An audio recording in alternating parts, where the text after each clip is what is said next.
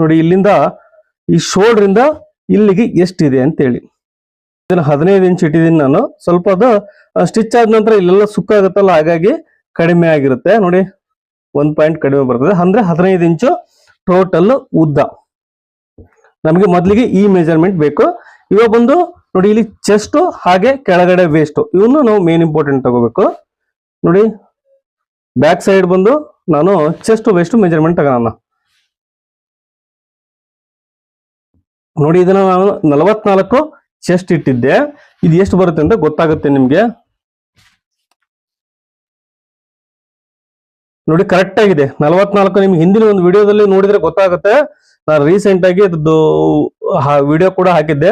ನೋಡಿ 22 ಇದೆ. 22 ಅಂದ್ರೆ 44 ಚೆಸ್ಟ್ ಆಗುತ್ತೆ.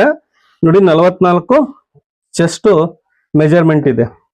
ಓಕೆ, ನೋಡಿ ಇವಾಗ ಕೆಳಗಡೆ ವೇಸ್ಟ್ ಮೆಜರ್ಮೆಂಟ್ ನೋಡಿ ಇಲ್ಲಿಂದ ನೋಡಿ ಇನ್ನು ಉಕ್ಸ್ ಕೂಡ ಅಟ್ಯಾಚ್ ಮಾಡಿಲ್ಲ ಇದಕ್ಕೆ.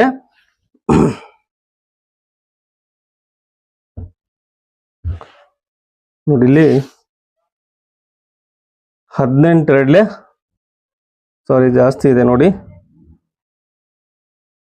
18.5 ಇದೆ. ಅಂದ್ರೆ 18.5 ಅಂದ್ರೆ ಎಷ್ಟಾಗುತ್ತೆ? 18 36, ಒಂದು 37 ಆಗುತ್ತೆ.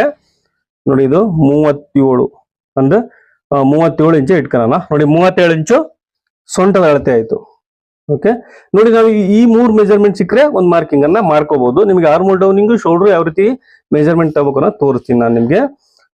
ನೋಡಿ ಇವಾಗ ಮೊದ್ಲಿಗೆ ಇದು ಲೈನಿಂಗ್ ಬ್ಲೌಸ್ ಆಗಿರೋದ್ರಿಂದ ಕೆಳಗಡೆ ಬಾಟಮ್ಗೆ 1/2 ಇಂಚಿಗೆ ಒಂದು ಮಾರ್ಕ್ ಅನ್ನ ಮಾಡ್ಕೊಳ್ಳೋಣ.